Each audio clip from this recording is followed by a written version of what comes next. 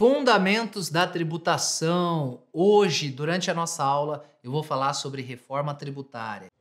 Se você não me conhece, sou Marcos Adriano Silva, contador e advogado, CEO do Grupo Save, com mais de 17 anos de experiência tanto no mercado contábil e tributário. Mentor de pessoas que faturam mais de 100 mil reais por mês trabalhando com os 3 bens mais preciosos de uma pessoa: família, negócio e patrimônio, utilizando as ferramentas relacionadas ao planejamento tributário, recuperação tributária e holding. Essa é uma playlist que nós criamos para você que está iniciando, para você que quer atuar no mercado tributário, até mesmo para você que já atua e quer revisar alguns pontos que são importantes. Esse ambiente aqui que nós temos no YouTube, que é mais de 4 graduações, disponível gratuitamente para você. E você só precisa apenas se inscrever no canal, porque se inscrevendo você se torna nosso aluno. Deixa o seu like se você gostou no vídeo, ou até mesmo o seu dislike, não faz problema nenhum. É importante nós entendermos como vocês estão com a percepção desse conteúdo e se inscrever, compartilhar. Fazendo isso você ajuda o canal a crescer e nós sempre estarmos aqui. Vamos lá, vou falar com vocês hoje dentro da estrutura dos fundamentos da tributação, reforma tributária. Então, reforma tributária, o que acontece? Foi aprovado ano passado um pleito que já é antigo, ou seja, o sistema tributário nacional, e isso é importante o nivelamento, ele não é o mais caro do mundo. Nós não temos a maior tributação, isso aqui é falácia. Vários outros países, principalmente de primeiro mundo, na Europa, se você notar, tem uma tributação muito maior que no Brasil. O que nós temos aqui, e eu insisto em falar, é uma má percepção do valor do tributo, ou seja, a contraprestação do serviço público ela é muito ruim. Pensa o seguinte, eu pago por um serviço, eu pago caro. O que você espera desse serviço? Que ele seja bom. Então, se eu assino lá qualquer coisa e eu pago caro sobre isso, eu quero uma entrega, uma experiência boa. E no Brasil nós não temos isso. O Brasil, se nós observarmos, ele não é barato, não, mas a entrega é muito ruim. Então eu pago vários tributos e eu tenho que, por exemplo, contratar plano de saúde. Eu tenho que ter segurança particular, eu tenho que ter escola particular. Então eu acabo pagando tributo e ainda recorrer à iniciativa privada para contratar esse serviço que, em tese, já estava sendo pago através de altos tributos. Então, outros países com a tributação até maior, a percepção de justiça dessa sociedade ela é maior que a nossa porque eles têm uma contraprestação muito melhor. Então, o Brasil não tem, nem de longe, a maior tributação, mas tem aqui uma política de percepção e por vários problemas que nós temos, que não vem ao caso aqui falar, que a sociedade não vê isso como justo. E nesse sentido, o Brasil, ele é campeão na complexidade. No âmbito nacional, nós temos aí estudos que revelam que até 5% do faturamento de grandes empresas são destinados ao custo de conformidade. Custo de conformidade é o custo para você estar conforme a legislação te obriga. Então, no Brasil, eu tenho como contribuinte a responsabilidade aqui em empresas de recolher o tributo, escriturar e declarar que o tributo foi pago corretamente. Então, todo o processo é terceirizado para as empresas que devem apurar o tributo, grande parte deles, declarar e pagar. E nesse ciclo, em apurar, declarar e pagar, muitas vezes eu tenho várias obrigações acessórias. Eu tenho SPEDs, eu tenho ECD, eu tenho ECF, eu tenho muitas obrigações acessórias. Eu tenho social, eu tenho várias. E o que acontece? Acaba sobrecarregando as empresas que precisam de muita tecnologia, muitas pessoas e custa caro para manter isso. Caso contrário, se a empresa entrega uma obrigação acessória errada, ela pode ser multada de maneira, no mínimo, relevante e isso comprometer o próprio negócio. Então, no Brasil, o custo tributário ele é ainda instigado, ou seja, a percepção é pior ainda porque, além do custo não ser baixo, eu ainda tenho um custo adicional para poder pagar o tributo, para poder apurar. E a reforma tributária reivindica isso. Não dá para reduzir tributação, não caia nesse engano. O Brasil só tende a aumentar tributo porque o Estado cresce, ele cresce de maneira ineficiente e dependendo da ideologia, se é uma ideologia mais social ou não, o Estado acaba fazendo uma função dele, eu entendo, mas ele acaba assumindo muitos gastos com programas sociais e isso tem que ser revertido, afinal o Estado não gera riqueza, ele apenas acessa a riqueza de quem gera mediante o pagamento de tributo. Receita do Estado é essa, recolhimento de tributos. Então, se eu tenho uma empresa, e eu preciso fechar as contas, o que eu faço? Eu sempre falo, fatura mais. Mas muitas vezes não dá para faturar mais. O que eu consigo? Reduzir custos. Mas o ente público não é tão fácil assim. Há muitos conflitos de interesse e nem sempre é tão fácil você mudar algo.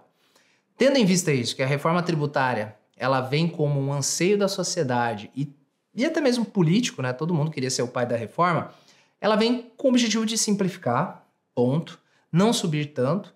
E nessa simplificação, o que a estratégia política foi? A emenda constitucional 132, que foi aprovada ano passado, que deu o pontapé inicial na reforma tributária, afinal, o nosso ordenamento jurídico ele é composto, na sua hierarquia, Constituição Federal, Código Tributário Nacional, então aqui Constituição Federal, CTN, e aí as leis complementares, leis ordinárias, e aí eu vou descendo na hierarquia. Eu precisava alterar a Constituição. E nesse primeiro momento, nós falamos sobre os tributos que são mais criticados no nosso ambiente negocial, empresarial, que são os tributos incidentes no consumo, que tem aí, além de uma questão de injustiça, que não vem ao mérito, ele tem a grande parte da complexidade. Então, nesse primeiro momento, o que está alcançado por esse projeto de reforma tributária são os seguintes tributos: PIS, COFINS e IPI, e aqui o PIS e COFINS leia-se importação também, ICMS e também o ISS, principalmente esses tributos que foram alterados em ajustes, também teve na emenda constitucional IPTU, que foi ajustado base de cálculo, ITCMD entrou. E dentro da reforma tributária, o que acontece? Simplificação, esses tributos serão substituídos por outros dois, que é o IVA, que é o Imposto sobre Valor Agregado, que é um modelo já utilizado em vários países do mundo, e no Brasil teve aquela abrasileirada, o famoso Somebody Love. Então no Brasil tem o IVA Dual. O que é o IVA Dual? Não é apenas um IVA. Nós vamos ter o IVA na figura de duas bases de recolhimento, que é o IBS, que vai unificar num prazo aí até 2033, ou ISS e ICMS, será substituído pelo IBS, e já imediatamente, a partir de 2026, começa uma alíquota teste, 2027 deixa de existir IPI, PIS e COFINS e é substituído pela CBS. Essas são as grandes mudanças. Sai a figura de ISS e ICMS, entra IBS, sai a figura de PIS, COFINS e IPI, entra a CBS, que aí eu simplifico esse universo, mas simplifico apenas, e eu falo bastante num curso que nós temos da reforma tributária, sobre a perspectiva teórica. Na prática, vai ser complexo pra caramba. E desde então, da emenda constitucional, aprovou-se constitucionalmente isso, e agora nós estamos evoluindo. Na segunda semana do mês de julho, eu não sei quando você vai ver esse vídeo, foi aprovado na Câmara um projeto de lei, inclusive ele foi substitutivo, para regulamentar, porque a Constituição ela determina os deslindes da questão e agora cabe o projeto de lei esmiuçar com mais precisão essas determinações constitucionais tributárias. Como, por exemplo, teve algumas exceções, a Zona Franca de Manaus, o Brasil inteiro não terá mais IPI a partir de 2027, mas a Zona Franca de Manaus permanece, que era uma condição para a aprovação da reforma tributária. Exceções, a reforma tributária tem um monte de reduções de base de cálculo, de não incidência. Você viu a questão da carne? A questão da carne foi só um presságio de tudo que está por vir.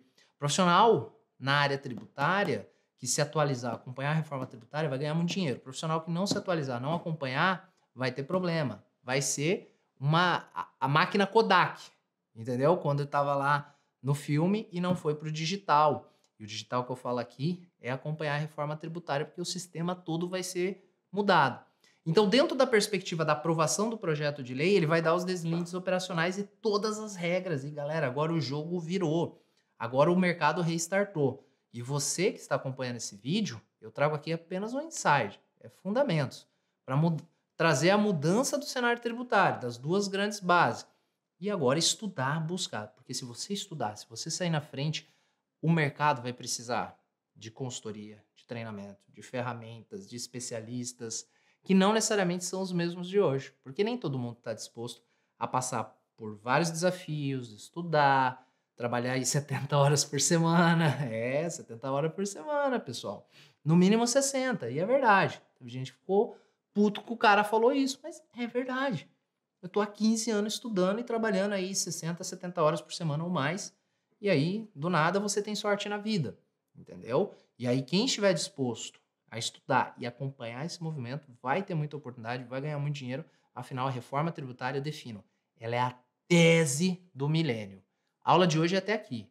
A partir daqui, nós já começamos a caminhar, e eu recomendo você, seja o meu curso, seja de outra pessoa, se você não tiver tempo para ler a emenda constitucional e o projeto de lei 68 de 2024, compra um curso, cara. Pega resumido de alguém que estudou para você e trouxe o seu conhecimento, mas não deixe de se atualizar e não deixe de se informar e não deixe de praticar, porque tem muito dinheiro nesse mercado e eu espero que você seja o próximo milionário.